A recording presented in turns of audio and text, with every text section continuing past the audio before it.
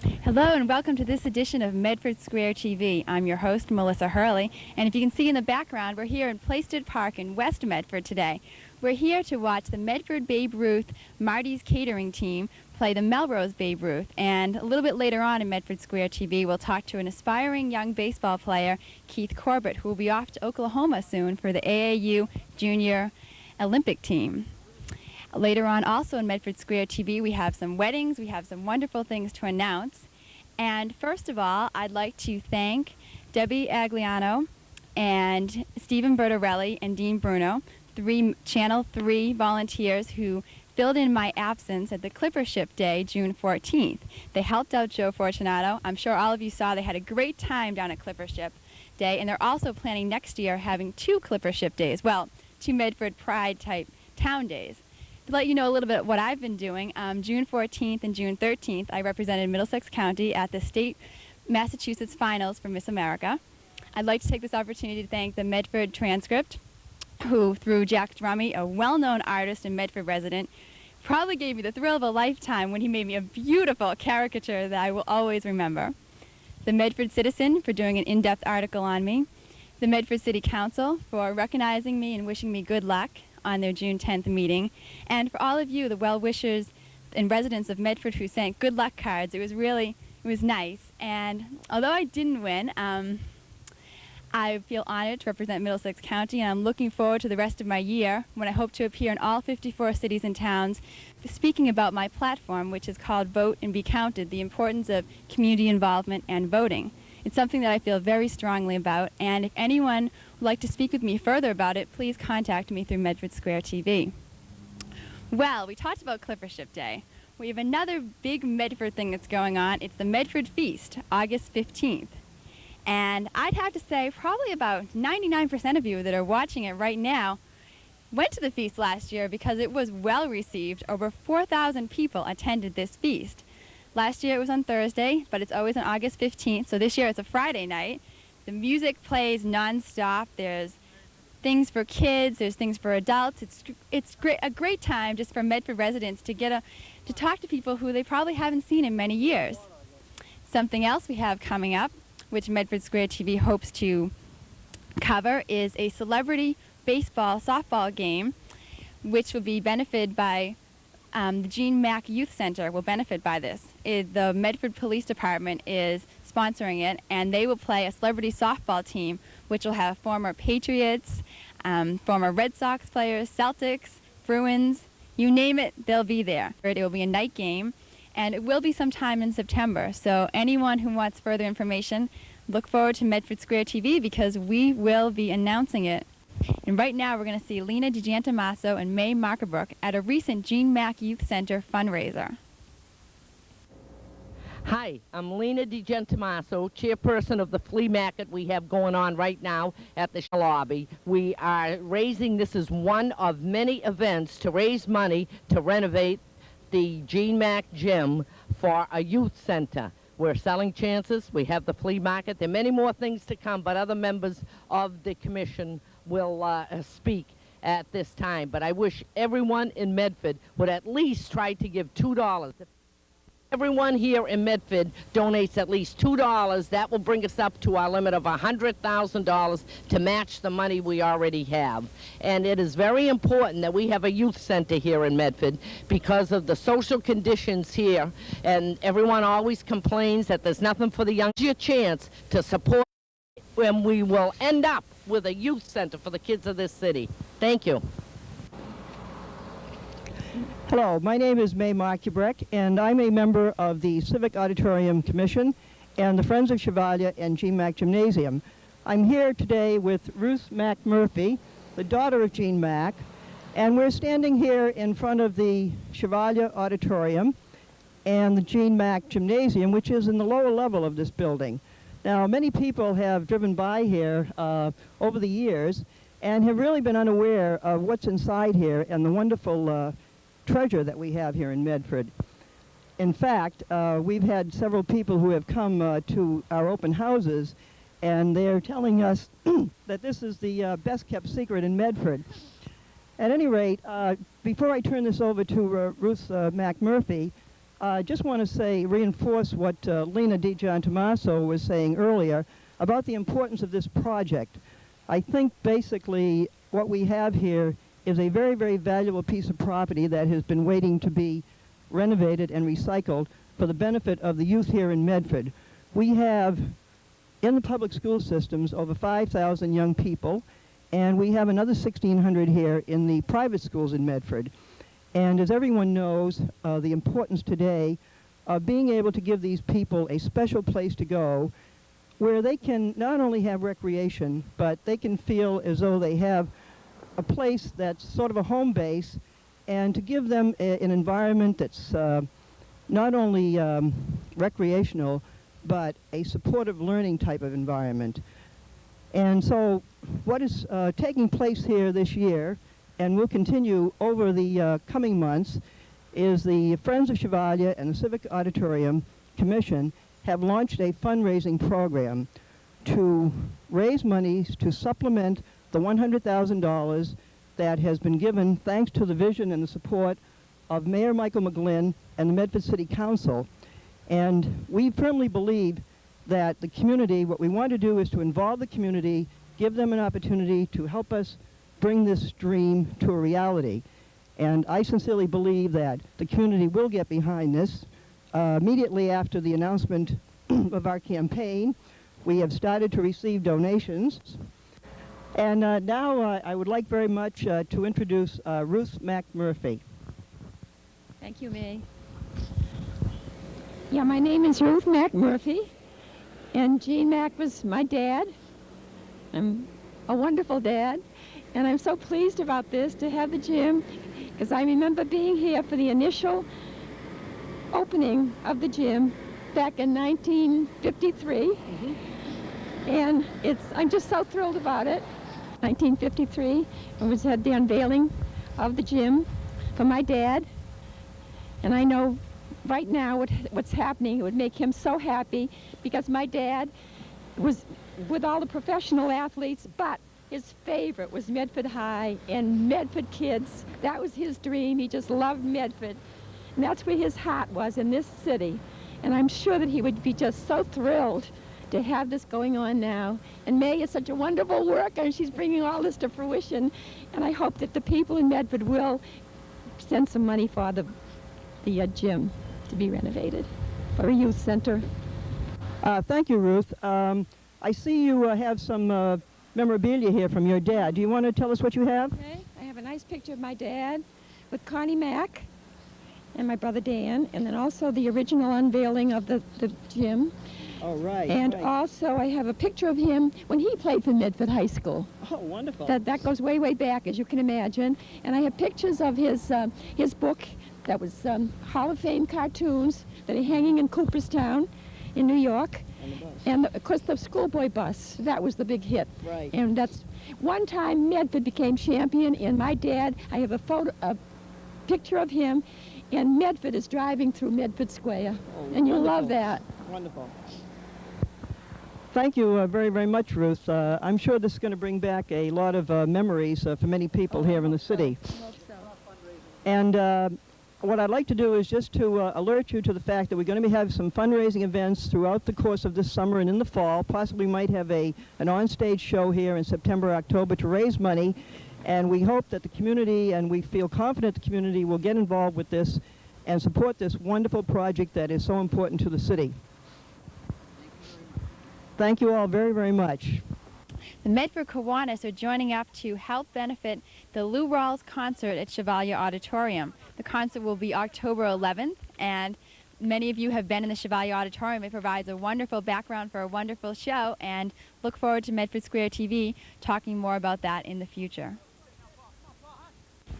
We're standing here at Plaisted Park with Medford resident and soon-to-be junior Olympian Keith Corbett, who plays for the Medford Senior Babe Ruth League. And Keith, how long have you been playing for the Marty Senior Babe Ruth League? Last year when I was 16. No, I'm 17 now. Okay, and what year are you going to be at Medford High School next year? I'm going to be a senior. Okay, and you've played for the Medford Mustangs. Tell me a little about that. It was our last year we made a state tournament. I pitched a little versus Andover. I did all right. Hopefully next year we'll make the tournament again. I'll get more pitching time in the state tournament. Okay, great. Did you lose a lot of members this year? We lost a couple of big players. Not like a lot of players, but a couple of important players, like Joey Roy and Pat Toomey. Okay, Keith, tell me, you're going down to Oklahoma. Tell me a little about that. Well, I didn't really know about the team. Mattatall, who's a coach at Medford High, called me, and he asked me if I wanted to pitch for a team, me and my friend Nick, George Kopoulos, and we agreed. We went and we tried out, and the head coach of Savio Prep, Coach DiCarlo, he called us and told us that we made the team, and he'd like us to go down and pitch for him for Oklahoma with all the 17-year-olds across the country. So this team that will be all kids, students from all parts of the country? No, the team that I'm on is based around South Shore, I think, New England, throughout that area. That's probably exciting because you probably played with some of those people. Yeah, well, I didn't really know any of the kids that I went there. I think Brian Bloomsack from Malden might be playing. He wasn't sure if he wasn't going to play or not, but I didn't know many of the other kids there. And Keith, when did you get involved in baseball? It was ever since I was little. I played South Medford Little League and Medford Babe Ruth. I've always played. I just always been around the game. So I guess you like it, huh? Yeah, I guess. You always pitcher? Yeah, I always pitched. Yeah. What about next year? What do you see after you graduate high school? I don't know. That's what I'm hoping for when I go to Oklahoma, to get noticed by colleges. Hopefully some help from my father for scholarships, because college isn't cheap these days. Definitely. What about college after that? Any plans for the pros? Is that something you'd like to do? Or? Oh, I'd love to do that, but I don't know. That's thinking a little far ahead. What's your favorite, it's your dream team to go to, what's your dream college you'd like to go and play baseball for? Anywhere in Florida. I'd love to play in Florida. It's just where I want to go. Rollins, that's where my cousin played. He pitched for Andover. I'd like to go there. Okay. Keith, I want to thank you for being here tonight. I know it's hard. All your teammates are warming up, but I can tell you're very talented, so I don't think you really need much of a warm-up time. And good luck. Who are you playing tonight? We're playing Melrose. Okay, we're going to try to catch a little bit of the game. The viewers will get to see it, and they'll get to see you in action. So good luck in Oklahoma. Thanks a lot. We're standing here with George Thurrott, who is a longtime coach of Keith Corbett. And George, how many years have you coached Keith? Oh, this is going to be about the 7th year of working with Keith. I get old. My memory doesn't get as sharp, but it must have been, he had to have been 11, 12 years old when I first started coaching with him. Great. We were talking earlier, and he's been involved in baseball for, I think, as long as he can remember. And it's really, Oklahoma will be a dream come true for him. He's hoping to meet some potential scouts and hopefully get a scholarship for college. Well, the Junior AAU has been famous for giving exposure to children from local areas such as ours and giving them that national exposure. But it doesn't come without cost. And for many, it is a dream, because this is going to be a minimum of $1,600. And because of that, we are enlisting the help of the community to help he and Nick Georgiakopoulos. Nick right now is taking some time off. He's a little bad ankle time, but he should be ready for that. And each of them needs $1,600 plus to get out to Oklahoma. And George, who would they contact if someone in the community wanted to sponsor them? Well, we're, as the Mustang Club, Post Office Box 72 is helping support them with an ad in their program. There are chances to be made or flat out straight donations. If anyone can help, they can give me a call, George Thurrott, at 396-1108, or mail in to the Medford Mustang Club, Post Office Box 72, Medford, Mass. 02155. And any and all help would be appreciated by these kids. I think it's a fine thing for the people of Medford. I mean, we're talking 2 kids out of the state of Massachusetts going out to Oklahoma, 2 from Medford. And I think it's very, very special. And special things in our lives we should back. It's definitely, I can tell just by talking to Keith, and I'm sure the other player too, they've put in endless hours in youth leagues and high school, and they've really worked hard for it, and it would be a shame if they weren't able to do it. Well, I agree, and it would be a shame if it cost their parents half their college education or whatever just to get them this way. It's their dream, and they're working hard for it, and I think people who work hard deserve help. Okay, George, and when are they leaving? July 24th, I believe they're leaving and coming back 1st of August. Okay, but just this is coming up soon, so any help will be greatly appreciated immediately. Immediately, if not sooner. Well, thank you, George, and good luck. No, thank you. I appreciate this opportunity to ask for the help of the City of Medford. Thank you. What? Is that it? What?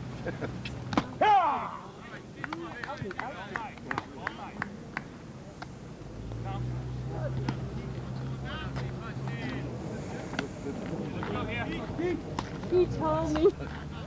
He said a bunch of kids were coming in last night, too.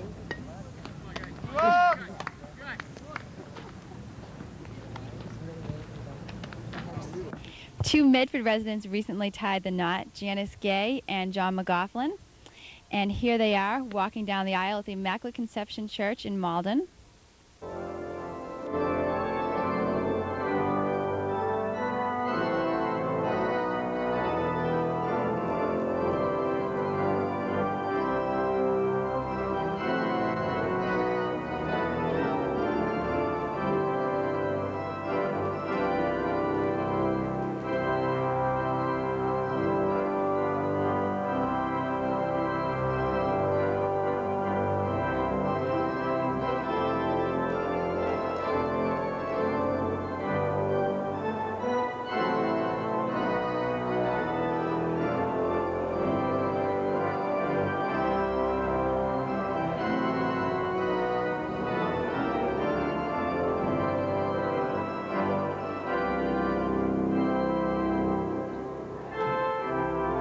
Now here they are at the Sheridan Commander having their first dance. I'd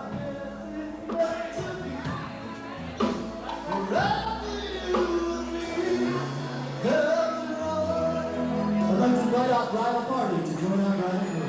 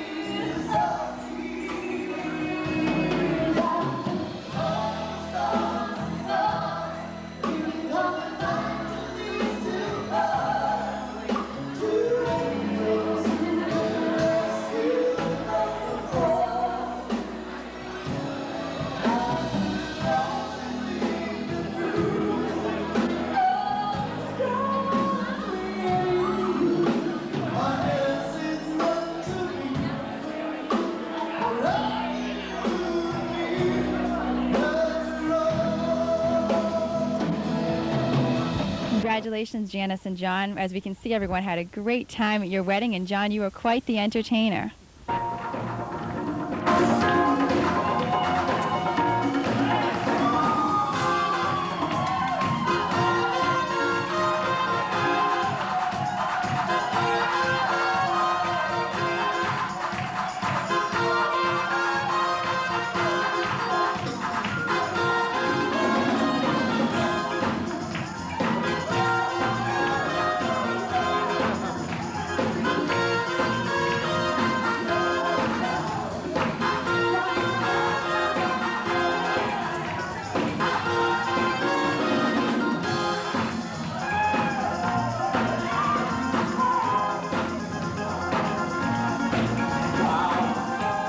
Look forward to Your Voice on the Hill with State Senator Charles Shannon, who's this month his guest will be Mayor Michael McGlynn. They'll speak in depth about the Chevalier Auditorium and a variety of other topics.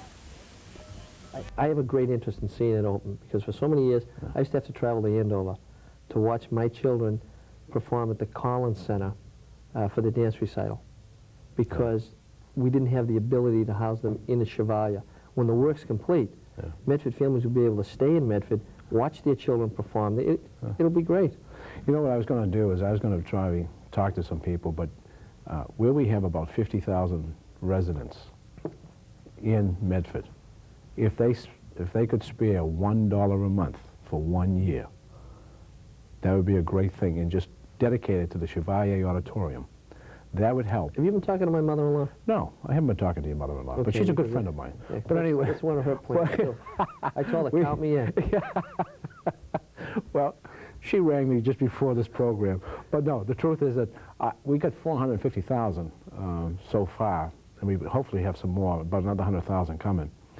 But if we all just did that every month, just sent $1 into them, into the Chevalier Auditorium, I think we could come up with the other bit of money that we need to really take care of that. And then once the door is open, the money have a retained revenue, so that all the money that they generate stays right there, and then whatever's left, if they have more, kick back to the city. You know, I think that'd be good. Many groups are getting involved now. We're at their class reunion. They're donating all of the proceeds to the funds for Gene Mack and Chevalier, where the Medford Police have been tremendous in holding a lot of benefit events where all the money's been donated to Chevalier. That's good. And it's working out well. And now another excerpt from Reading is Fundamental Week, this time from the Osgood School with a celebrity reader, Tony Lucci. All of you know Tony Lucci from Medford Sporting Goods. He read a wonderful story, and as you can tell, the kids really had a great time. Boys and girls, that's it. Now today we're going to read a little story to you about the 3 little wolves and the big bad pig. Okay? I hope you're not bored with it, but if you are, you just pay attention for now and we'll all have a good time. Ready? Okay? All right. Once upon a time, there were 3 little cuddly wolves with soft fur and fluffy tails who lived with their mother. The first was black, the second was gray, and the third was white. One day, the mother called the 3 little wolves around her and said, "My children, it is time for you to go out into the world. Go and build a house for yourselves, but beware of the big bad pig." "Don't worry, Mother, we will watch out for him," said the 3 little wolves, and they set off. Soon they met a kangaroo who was pushing a wheelbarrow full of red, yellow bricks. "Please, will you give us some of your bricks?" asked the 3 little wolves. And they got a whole pile of bricks. See them? And now the very next day, the big bad pig came prowling down the road and saw the house of bricks that the little wolves had built. The 3 little wolves were playing croquet in the garden when they saw the big pig coming. They ran inside the house and locked the door. They were playing croquet outside, and then they ran into the house when they saw the big bad pig. The pig knocked on the door and grunted, little wolves, let me come in. Then I'll huff and I'll puff and I'll blow your house down," said the pig. So he huffed and he puffed and he huffed, but the house didn't fall down. But the pig wasn't called Big Bad for nothing. He went and fetched his sledgehammer and he knocked the house down. Wow. The 3 little wolves only just managed to escape before the bricks crumbled, and they were very frightened indeed. They got out of the house. They were pretty lucky. You missed a part. One part. Yes, I did. Okay, thank you. I didn't think it was so important, okay? Now, no sooner had they finished than the big bad pig came prowling down the road and saw the house of concrete that the little wolves had built. They were playing battledore and shuttlecock in the garden, and when they saw the big bad pig coming, they ran inside their house and shut the door. The pig rang the bell and said, "Little frightened wolves, let me come in." "No, no, no," said the 3 little wolves. "By the hair of our chins, we will not let you in, not for all the tea leaves in the china teapot." "Then I'll huff and I'll puff and I'll blow your house down," said the pig. So he huffed and he puffed and he huffed, but the house didn't fall down. He went and fetched his pneumatic drill and smashed the house down. The 3 little wolves managed to escape, but their chins were trembling and trembling and trembling.